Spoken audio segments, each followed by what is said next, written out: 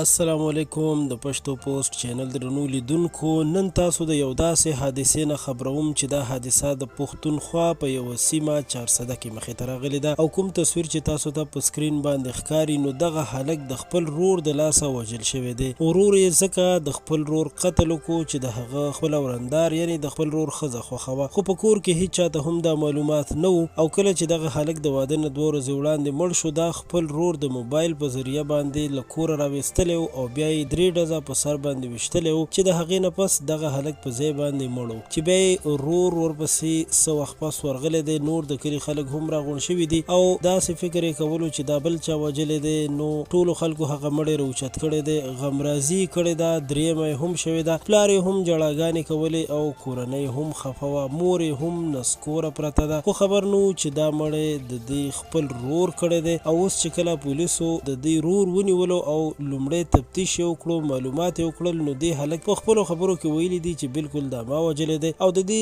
لویه وجه همدغه وه چې کومه جینۍ د دوی خپلوانه وه او د مشر رور یې ورسره واده کولو، نو دغه جینۍ د دې کشر رور هم خوښوه او کشر رور یې په مشر رور باندې پیرزو نه کېدله، نو په دې وجه باندې هغه داسې قدم اوچت کړی دی او د مشر رور د وژلو فیصله یې کړې وه چې هغه یې قتل هم کو. خو اوس مهال یې کشر رور هم پولیسو سره دی یعنی نیول شوی دی او هغه خپل دغه جرم منلی هم دی. نو اوس به ګورو چې دته څنګه سزا ورکول کیږي، ځکه چې د دې هلک پلار خو د حکومت نه غوښتنه کړې وه چې موږ ته د انصاف راکړل شي، خو اوس یې چې خپل زوی قاتل وختو، اوس ګورو چې دا خپل زوی معاف کوي او که نه سزا ورته ورکوي. د ویډیو د کتلو مو ډېره مننه کوم. له نورو تازه معلوماتو او خبرونو لپاره موږ سره اوسئ او پښتو پوسټ چینل هم سبسکرایب کړئ.